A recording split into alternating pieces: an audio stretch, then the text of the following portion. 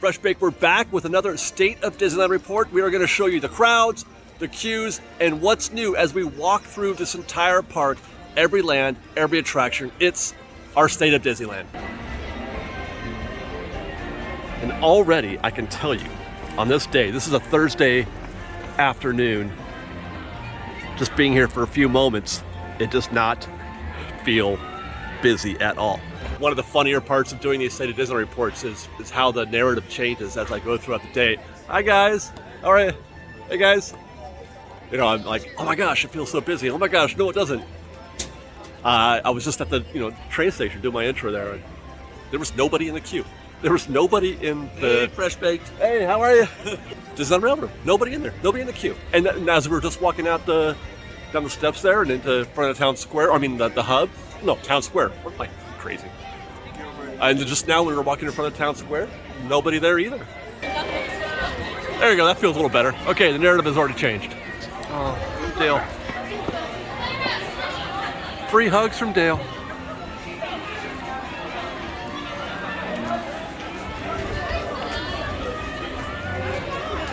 I am predicting, though, a slow, quiet day. Got your phone. He's got the phone. It's an event night. It's an after dark night. They're doing their second Pride night tonight. And typically on an after dark night or day, they sell fewer single day tickets because people are observing, some do, that they're not going to get a full day out of it, so they just choose not to come on this day. So it's normal it would be normal to expect it to be less busy today than it would be in comparison to other days. Having said that, as we typically do walking down Main Street here in State of Disneyland, we start out with accessibility. And the last couple months has been a very interesting situation with terms of the disparity but how Disneyland has been treating Magic Keys and single day ticket holders. They have the calendar for Inspire Keys was brutal last month and the month before. It's very difficult to get a near-term reservation. The week of, very difficult to get, except for the actual day of or the night of. That was the only time you could get, if you're trying to get a date in the, a current date. This week, if you take a look at the Inspire Key calendar right now, hey, how are you? It's much, much better this month. And this Enchant Keys are now blocked out. That's part of the reason why. Enchant Keys are blocked out and Magic Keys are blocked out. So there's less competition for those dates. I would imagine, though, that Disney would also shrink the size of the bucket during this time. Maybe they don't, I don't know. Hi guys. Maybe they don't. Maybe they keep the bucket the same size the whole time. I don't know. But that could be a reason. But you look at the calendar today and you can get the whole week is open. Today is open. Tomorrow's open, although limited. I mean, tomorrow's a Friday. It's just DCA start. Same thing for, I think it was Sunday. But normally, in the last few months, all of those, the next 6-7 days would be blocked out, or booked out, I should say. So it's a big improvement this month. A little more accessibility, but some of that, like I said, could have to do with the fact that Enchant Keys and Magic Keys are now blocked out for the summer. Meanwhile, things are also a little bit better for single-day ticket holders. There has been difficulty in getting a same-day ticket. You can get one today right now for today's single-day ticket, be that a DCA start, but it's 11 o'clock, so it's not a big deal. You can get here then and see both parks. So that's an improvement. I want to say, I really do, that this is Disney letting things open up again. The park, having, observed that, the park is not any more busy for that. There's a fear that people say if they just remove the reservation system, the parks will be full to capacity all the time. I don't agree with that. I've been coming to Disneyland every week, 2-3 times a week for the last 11 years. And I feel like I can say with confidence that sure, there are super busy days without the reservation system, but the parks are self-regulating. There is a limit to what people will accept. Now, there are certain days where it'll just get crazy, for sure. But in general, things are self-regulating. So even though the things are more open now this month than they have been in the past, the park isn't any worse for it. But with that, let's turn this camera around, head into Adventureland, start checking out the parks. Land by land, attraction by attraction. See how things are going here. Walls are still up in front of the restrooms. Actually, it's not the restrooms that are being repaired, it's the actual fountain. I think they have actually destroyed that rock fountain. I can see through the cracks, you cannot. But I can see through the cracks there that they have completely destroyed that sort of emerald rock fountain out in front of the restrooms. We'll have to talk about that in our next construction report, which I will be filming in a couple days. Adventureland feels nice and roomy here today. So far as expected.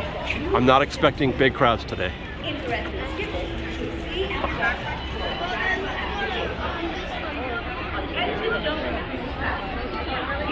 Wow, that's the back of the queue right there.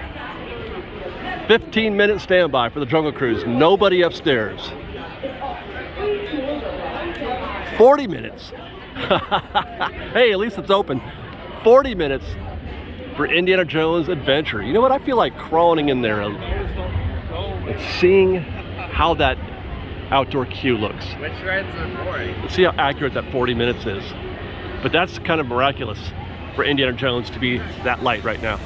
I have been on a tear recently watching Indiana Jones movies, watching Raiders, Temple of Doom, Last Crusade, even Crystal Skull. I'm really actually excited about seeing Dial of Destiny. I don't care if it's bad or not. I love the Indiana Jones series. I love Indiana Jones and Harrison Ford for that matter. So I don't care how good or bad it is. I'm going to see it multiple times. And there is your empty, wow, your empty Indiana Jones queue. It's 1 o'clock, you guys. It's the middle of the day. I'm not even here early in the morning or anything like that. They're not even sending people into the queue. The standby queue is going directly to the ramp. Let that be a tip for you guys. If you are not a bell-to-bell type guest, you don't mind being kicked out of the park at 8 o'clock, coming to the park, coming to Disneyland on an event day, on an after dark day, great value in terms of crowds.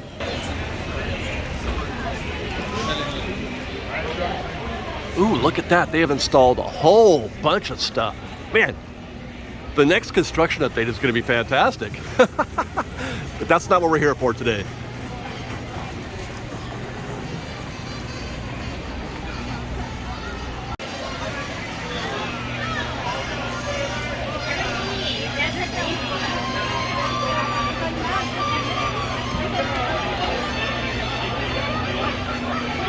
That's 20 minutes for Pirates of the Caribbean.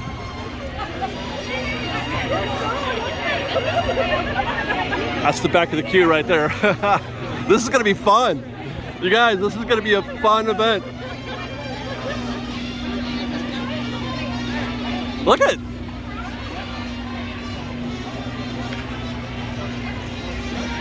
Wow.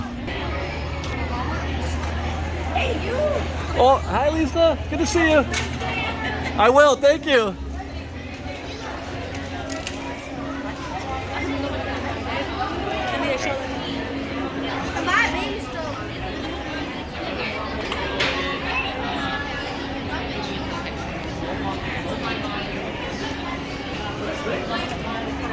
All right.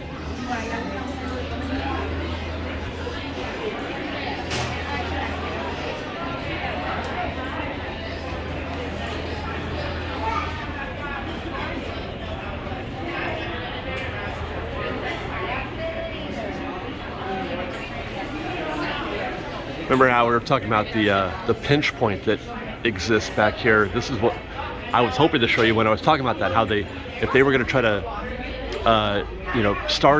Project Stardust this area, they could trim this planter right here back a little bit, because that was, that's not even that bad what we just went through there. Part of the reason why it's not so bad as it usually is because people know there's no point in coming back here because things are closed. But that is a prime location to give a little bit more space to guests. Maybe we can even grab it. Haunted Mansion. Now that's a little busy. That's 40 minutes. Be prepared for this to close soon now. I know it's getting there soon. 30 minutes. We're in the middle of June. Haunted Mansion closes June, July, August in about 2 months. Yeah. It closes the last week or two of August so that it can be ready for September 1st, first day of Halloween season. So 2 months left of good old-fashioned regular Haunted Mansion. Oh boy, this is going to be a fun construction update next week. I may have to pull over and get some footage of this. I see some crews up there working on Splash Mountain. More scaffolding. Oh, they've installed stairs so they can ascend the drop.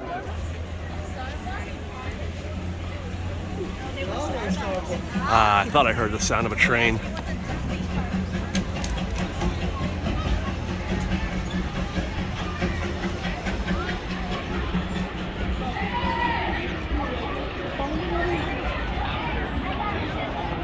So while Splash Mountain is closed, which will be for a while, as reported earlier, they've brought out the characters to free roam and mix in with guests to sort of draw people back into Critter Country where they might otherwise, skip it, because you can see them from the top of the hill. You can see them from that direction.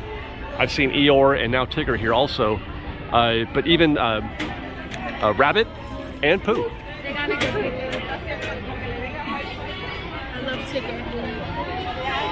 And then they're also still doing their regular meet and greets here, the scheduled ones. Oh, awesome. Yeah. Winnie the Pooh, quiet as can be. Not much happening in the 100-acre wood.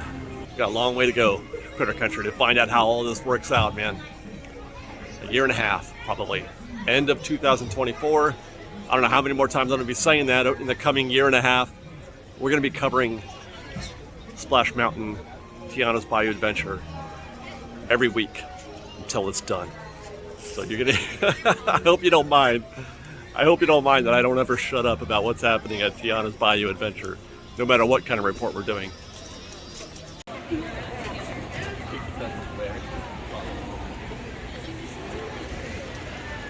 Oh good, we got some canoers today at least. It's actually not bad for a slow day at the park.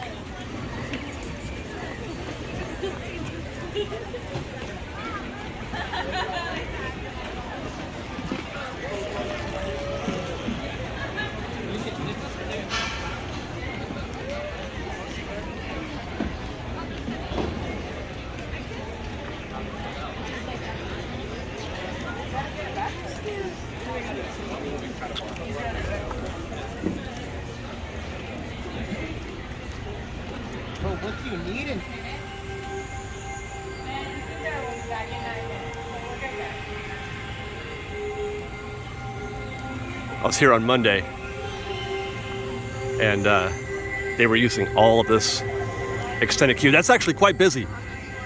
Normally, even on a normal basis for Rise, it doesn't often get back into this section of the queue. Rise of the Resistance is still getting it done. I wasn't expecting it not to, but we keep waiting, or I often wait and say, is it ever going to die down? No, not really. That's a healthy queue right there. That's a good-sized queue, especially for a not-so-busy day. It's like Radiator Springs Racers in that sense. Well, at least I think it will be. But I don't think anything is going to top Radiator Springs Racers in terms of its durability and its ability to draw crowds in on a consistent basis, because it's for everyone. Radiator Springs Racers is for everyone. You still have a limited audience for Rise of Resistance. There are some folks who just don't care for Star Wars, no matter how good the ride is. Posted standby says 70, so that's pretty good. About where it should be.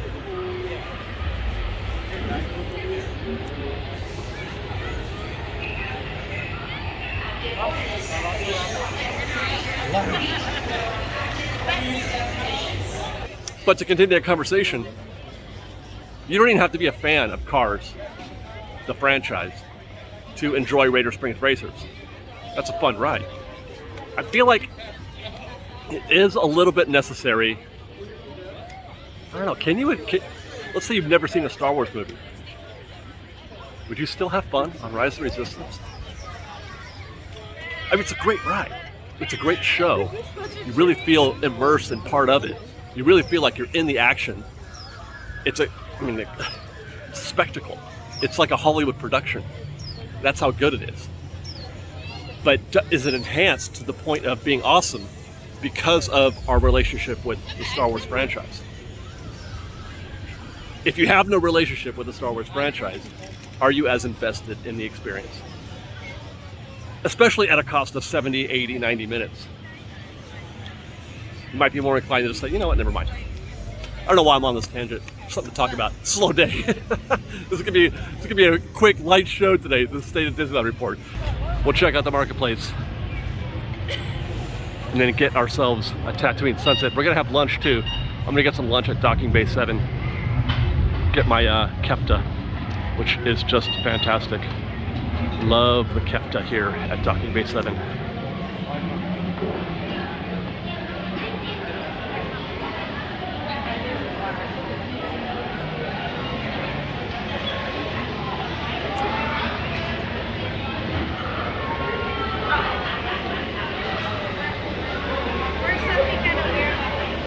All right, got my my lamb kefta. Got my Tatooine sunset. Perfection.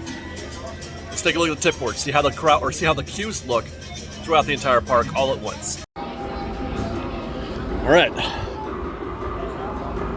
Wow, that's kind of surprising. Right away, I'm surprised to see Astro Orbiter at 40 minutes. I was expecting something like 30 or maybe 20. Autopia 45. Thanks for picking up. 2:50 return time. That's a half an hour from now. That's about standard for Autopia. Big Thunder 45. Not bad. Return time an hour. So what's happening here already? My assumption is that while the park is less full, people are spending more time in the attractions. So they're filling it up as opposed to when the park is super busy. It's not as if you don't see the same impact on the lines. They don't, how do I put this? There are more people just generally in the park, on the streets, in the stores, eating food. When you get to the point where the park is a little bit slower, you get more guests in the queues, fewer guests in the restaurants, in the shops, walking around the streets. That's why you see empty streets but full queues. I hope that makes sense. Buzz Lightyear, 20 minutes, 2:25 return time. Casey Jr., 5 minutes. Boy, we did a spontaneous trip on Casey Jr. when we were doing our construction report. I'm almost tempted to do it again when we do our State of Disneyland and head that way. Or maybe we do something else, I don't know, because we've got time. This is gonna be slow or a quick day. Gadgets, 40 minutes. Baby Crockett, 25. Wow. Dumbo 25, Submarines 20, Haunted Mansion 20. Well, that dropped. Well, that's right, it was 30 when we walked by. 35 return, or 305 return time, 40 minutes. Indiana Jones is, well, they closed. Wow. 4-hour return time, 6:40. That's about expected for Indiana Jones. I mean, we're not going to see anything out of line here. I really don't think. Small World, 10 minutes. Jungle Cruise, 15. That's how we left it. Mad Tea Party, 5 minutes. Just walk right on and enjoy. Winnie the Pooh. Matterhorn, 50 minutes. Wow, good for you, Matterhorn. I say that every time I do this, don't I? Put that on your State of Disneyland bingo card. I'm gonna walk by the teacups and admire them. I'm gonna walk by and admire the Nemo Lagoon. I'm going to have a Tatooine sunset, and I'm gonna say, good for you, Matterhorn Bobsleds. Runaway Railway, hour plus, but a return time of now for the paid Lightning Lane. People still aren't buying that. That's a conversation, perhaps. You can meet Mickey in 10 minutes. The Smuggler's Run is 30.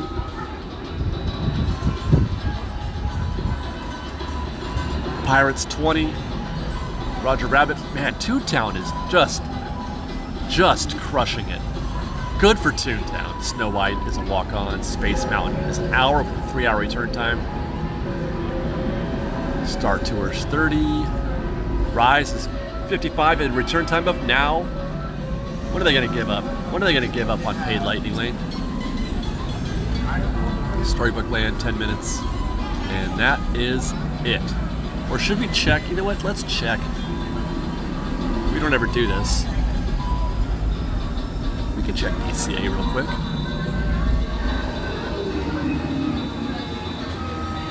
Where's the ride? It's 30 minutes for Zeppelin. Wow.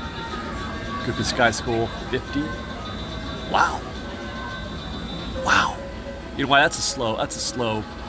You can only put 4 people in a car. Whereas you could put, 16 people on a pirate's boat. Grizzly, 15. It's not a hot day at all.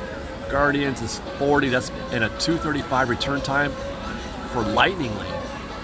Jumpin' Jack Flash. Wow. Incredicoaster, 30 minutes. Jumping Jellyfish, Little Mermaid is back. Mater's 35, that's because it is one side only. One side only. We'll probably check in. We'll do a State of DCA later this month. Hopefully it'll be fixed by then. Monsters Inc. 35. Radiator Springs, hour with a return time now for individual Lightning Lane. Wow. Wow, wow, wow. 30 minutes for Sullivan. That's good. Toy Story's closed. Look at that, 4-hour return time for Lightning Lane. That's interesting. So a very nondescript day, very standard day, very casual day. Let's get back to work, fresh baked. Head down into the common area here at Galaxy's Edge in front of the Millennium Falcon. Take a quick peek at the standby board for Smuggler's Run, and it's showing 20 minutes. That's a whole lot of nothing for Smuggler's Run. Yeah, that was crazy tight.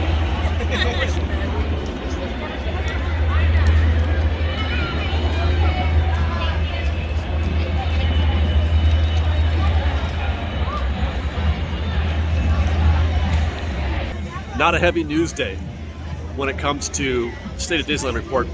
Generally, there's like one topic that I can really focus in on, and we can sort of express ourselves on that. There wasn't anything until just before I started having lunch. News broke while I was shooting State of Disneyland today. News broke that Disney's chief financial officer, the person second in charge to Bob Iger, number 2, Christine McCarthy, stepped down today. That's the words that are being used in the press release. She is stepping down, her last day for family leave. She has some medical conditions, and her husband has some health issues as well. But they've been dealing with these things for years. So she's taking family leave, but she's not coming back. Her last day will be June 30th. So though she's taking family leave, it's not a temporary situation. It is a permanent situation. Christine McCarthy is stepping down as CFO, and but I don't know she's become sort of a figurehead for some of the political issues, some of the financial issues that Disney has been having, and also some of the social ones too. She's the person who said that they were going to, in order to save money, they were going to reduce portion sizes. And we should all be thanking them for that, because we probably could lose a little, lose a little weight. That's just one of the things that she said. So she's spoken many times, and I've covered a lot of her comments. And I'm not the biggest fan of hers, but the one thing we can say at least is that she's the whistleblower. Essentially, if you were to call one person the whistleblower, it was Christine McCarthy who said Bob Chapek has to go. It's back. The stagecoach is back. We were just covering this in the construction. Oh my gosh, we're going to have an amazing construction report. That's what it was covering. The plant was covering whatever it is that's holding the stagecoach in place. The support. Wow. Anyway, where were we? You know what? On second thought, let's pick up this conversation on the Mark Twain. I'm going to go ride the Mark Twain and finish my thoughts on this, because this is a growing situation that's happening within the Disney company, something that I've been paying very close attention to. Disneyland they're not doing great. Disneyland might be in a little bit of trouble. Now I bring up the Christine McCarthy thing in terms of the trouble that Disney's in, because she is a named defendant in a recent lawsuit. You may or may not have heard that Disney is being sued over how they reported Disney Plus earnings, or I should say expenses, how they were trying to deflect in their financial reports how much Disney Plus was costing and how poorly it was doing, if it was doing poorly at all, I'm not sure. But she was named along with Bob Chapek and Kareem Daniels. Now, the day after Chapek was fired, Kareem Daniels was fired, and I speculated then when that happened, when the news broke about the lawsuit, I said maybe that's why Chapek and Kareem Daniels were fired. Not just because Chapek was a terrible CEO, but because he was putting them in some financial, gray areas. They were going to be exposed a little bit. But Christine McCarthy was named in that suit also. Now I don't know if that's the reason why they're doing this, because she is, by all accounts, as I mentioned earlier, she is the whistleblower on the Chapek situation, and I feel like she didn't like what Chapek was doing, even though she was considered a party to it. I guess you have to be if you're the CFO. I digress. The bigger question here is, this is not the time for Disney to have to go through something like this, which suggests to me that their hand is being forced a little bit, and it's putting them at more risk. There's a lot going on. Disney, things are not going well. Word on the street is that Walt Disney Studios, the film business, is killing them. It is killing them to the point where they are afraid to make any kind of move. And I feel like every announcement that I hear from Disney in terms of what their plans are or what's happening is just subterfuge. I feel like they're trying to hide how poorly things are going. Little Mermaid, it went well domestically, not going well in the overseas markets, not going well at all. Indy is not expected to do well. Elemental is not expected to do well. So, in terms of just breaking even, I think Mermaid has to gross $500 million just to break even. Consider that. So, what is going to happen with the Disney company in the near term? Never mind Disney Plus, which may or may not be going that well. I'm not sure, but they're pulling back a lot of content from Disney Plus. They're trying to save money anywhere they can. Hulu, my God. Okay, so part of the reason why they're going through this extreme cost-cutting or money-saving venture is because they have to buy the rest of Hulu. Hulu was part of the Fox purchase.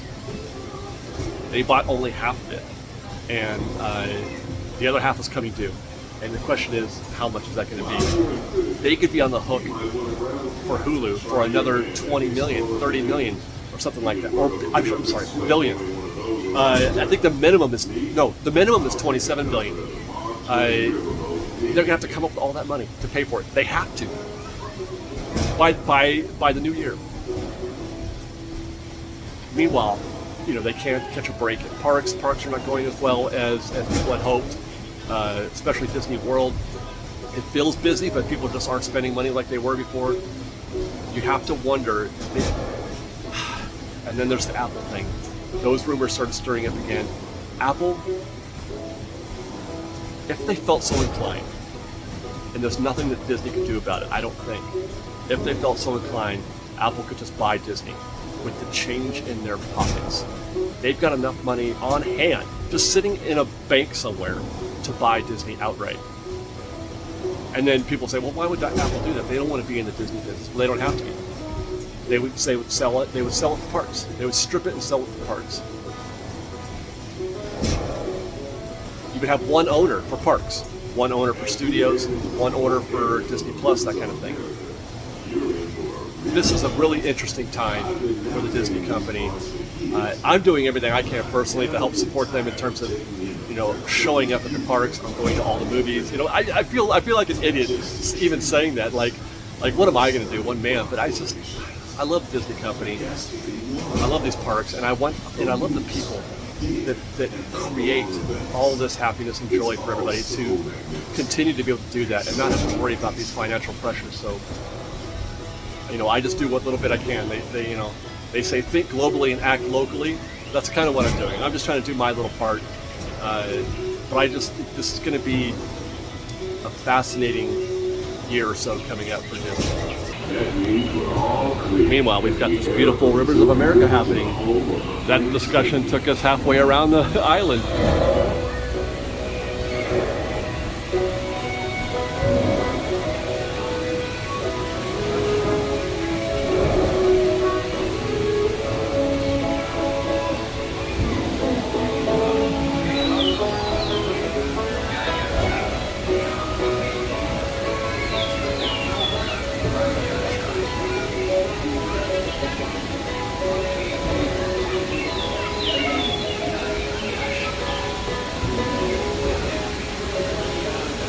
That's really what it's all about for me, in the grand scheme of things, is that I want Disney to do well, because I want the people who make this company what it is, I want them to do well. I want them to have a safe, enjoyable place to work where they can thrive and succeed and do well, and then make more amazing content, and make more content. Films are not content. Great films, great shows, great theme park attractions. I want it all, we can enjoy it. And now let's get back to work. Back into Fantasyland. There's quite a lot going on here, quite a lot of construction, attractions down. This restroom, well, it's not down, but a lot of refurb going on here. As long as you eat all your food. You can have something else. Pretty busy, actually. You know, once again, my expectations have been subverted. It's grown increasingly busy as we have gone throughout the day. We got here around 1 o'clock, a little after noon maybe. We were talking about how dead it looked, but incrementally it feels like it's getting busier and busier as we walk through the park. I mean, look at that! I would have bet you, oh, you know why that is? Pinocchio. I mean, that's just a really long queue for Pinocchio. On a busy day, you often don't see it out here, but there are 3 dark rides closed here in Fantasyland, so obviously Pinocchio is going to get some of that business. Oh, look.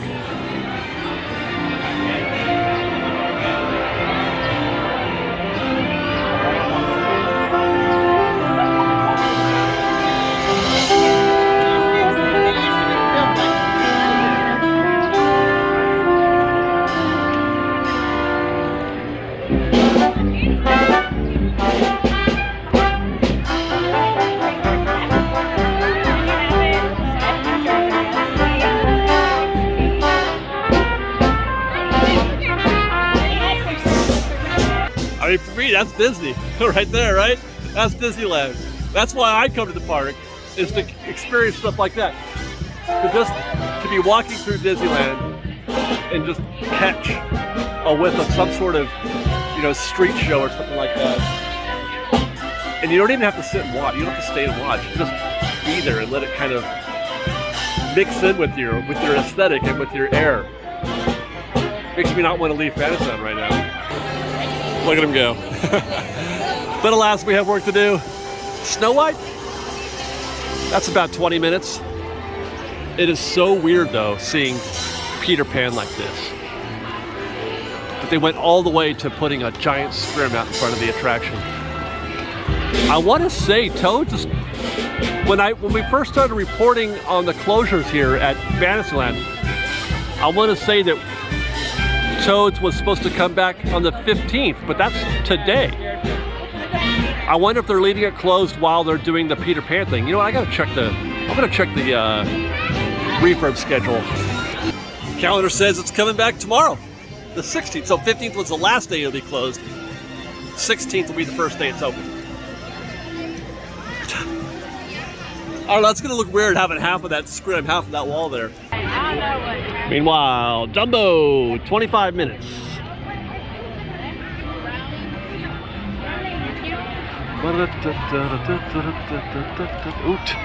Wow, they were saying teacups were 10 minutes on the whiteboard. That is not 10 minutes, that's at least 2 rotations. It's out here, they built the queues extended. That's 3 rotations. Which actually, you know, the rotations aren't that long. They're about maybe 10 minutes each, so maybe 30 minutes. Still.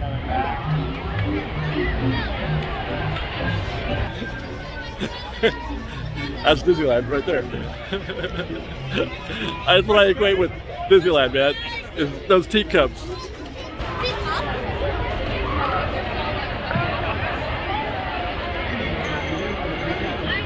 Goals. Goals. Hey, I like the channel. Oh, thank you. Thank you. Wow, it feels really crowded right here. This could be, what, people getting ready for the parade or people exiting Toontown? This is pretty intense right here.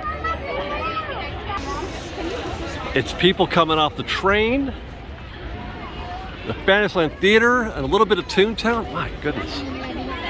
I think hi! That actually might be the train. Hi, guys.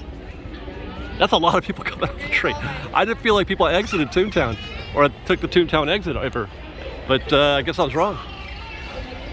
All right, let's see what's happening in Toontown. I'm expecting bedlam.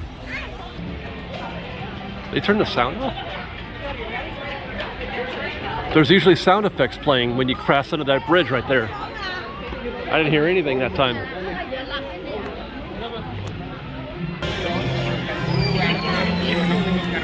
Wow.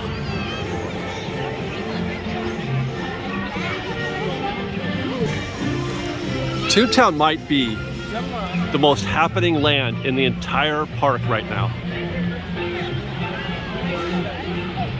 I don't mean today, I mean just in general. This is where it's at. Toontown is where it's at. So a little more free to walk in here. This isn't too bad. Still very jamming, but it's not like what it was past couple months. It's still quite busy. We saw the wait time for gadgets was 40 minutes, which is just excessive. But I mean, a lot of that has to do with the fact that there's only one car. Oh, it's down to 20. No, it is still 40. Okay.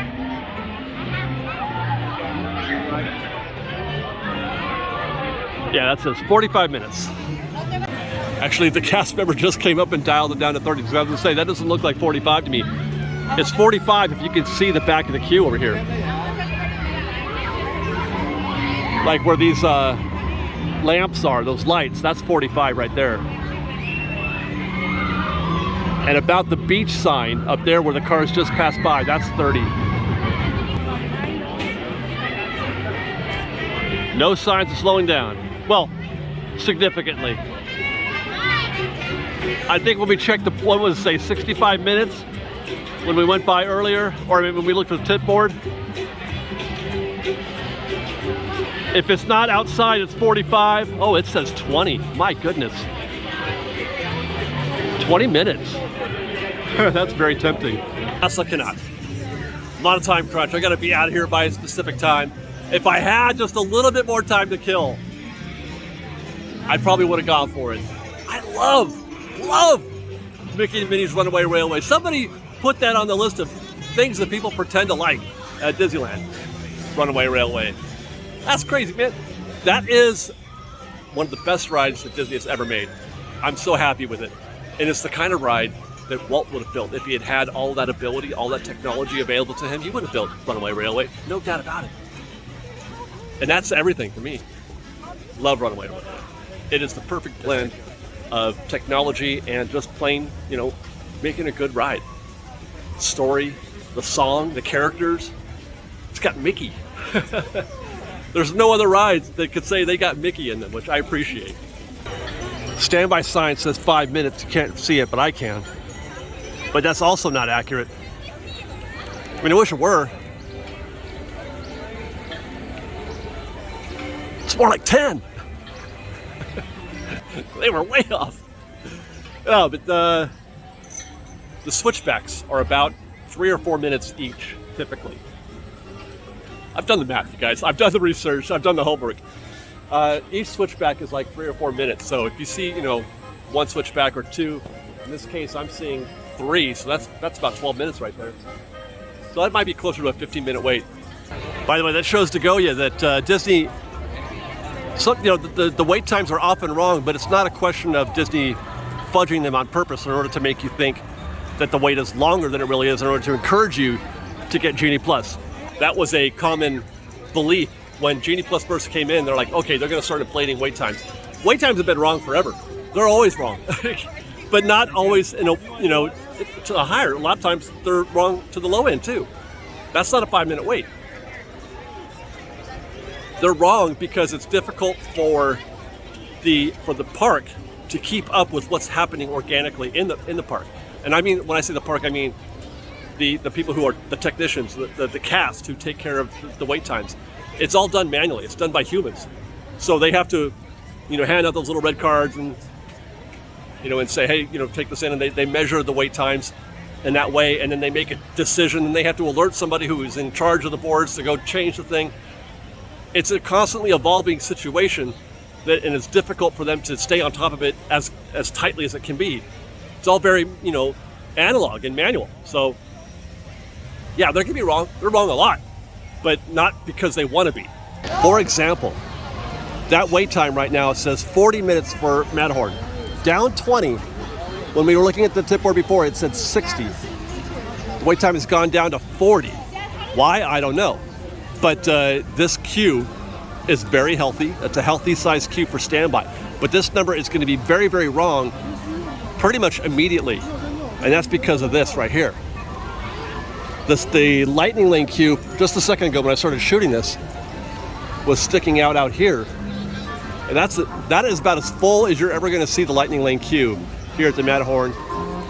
And all of those guests are going to have to wait for every single one of those lightning lane guests before they get on. For the most part, it's going to be a 20-to-1 type situation for sure until they clear that lightning lane queue. So like you see these guests right here just kind of standing around. They're all posted because they've been standing there for a while, not moving, while they try to clear that lightning lane queue, and it's going to stay that way. So that 40 minutes is going to grow quickly. This is why I never get into a standby queue until I've checked the lightning lane queue first. It's not foolproof, and it can change at any moment, but you at least can give yourself an educated guess and say, okay, that's a really big lightning lane queue. Now's not the right time to be getting into standby. You want to get in that standby when the lightning lane queue is empty, after they clear it. Then you get in the queue. You're at least giving yourself a fighting chance.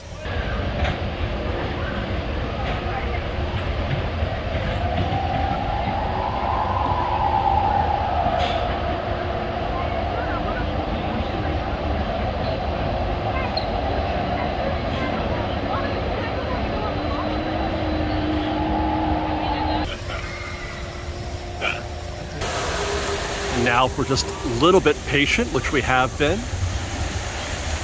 that same monorail passes right in front of us again in Tomorrowland on its way to the station. I'm not ashamed to say that I play tag with the monorail like that all the time. I'm always trying to figure out a way to catch the monorail somehow, just go by. Like back there at the Matterhorn, when it passes through or by the Matterhorn just before this turn, I love catching it there. Or by Autopia, same side.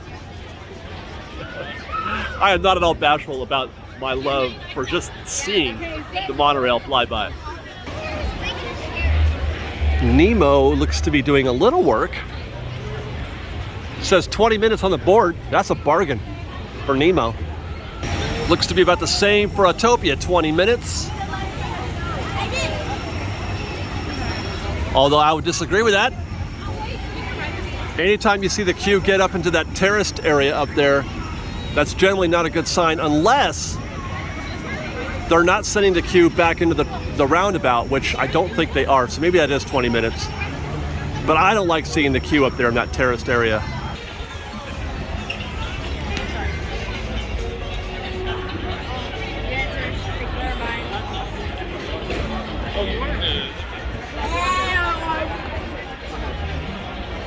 Just come to Tomorrowland to listen to the loop. You don't even have to go on any attractions.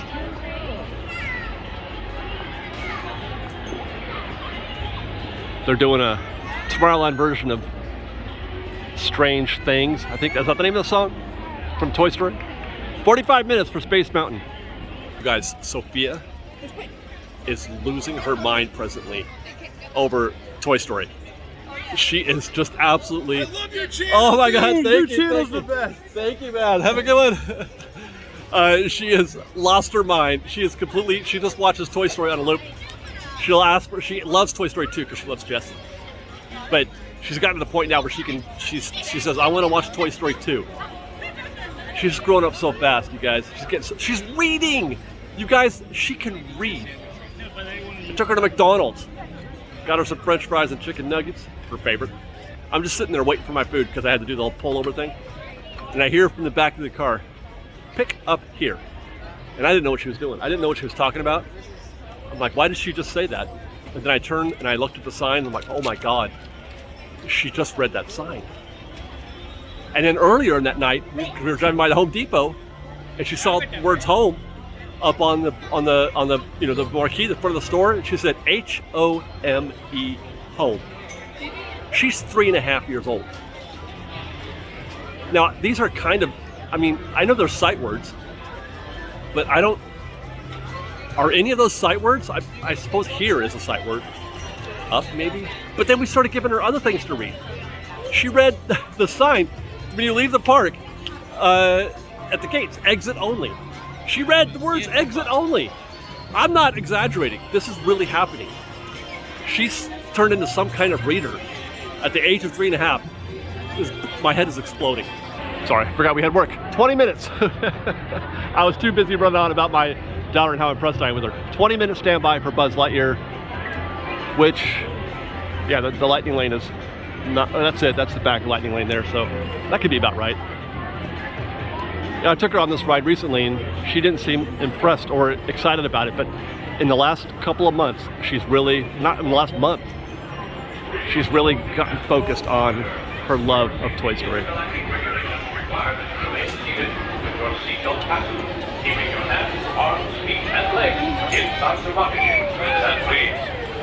All right. One more stop to go. That is Frontierland through the hub. Give a high five to Walt as we go. And that's our show.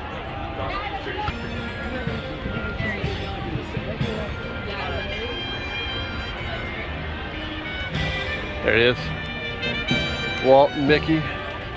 Thanks, guys. I just don't understand why.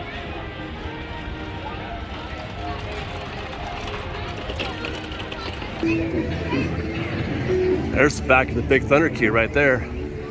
So you know that's a little something. If that's as full as it should be, that's 45 minutes. Let's see how that change is still affecting the look of the queues. This is one of my favorite hobbies, is to check out the Big Thunder queue from up here and see how they compare the Lightning Lane and Standby. Not a very big Lightning Lane at the moment. Yeah, and that's exactly what they were going for when they moved the Lightning Lane out to the other side over there, just before you split the two queues or two lines, which frees up a whole bunch of space to allow the Lightning Lane gets to fill in there more. Standby's pretty backed up.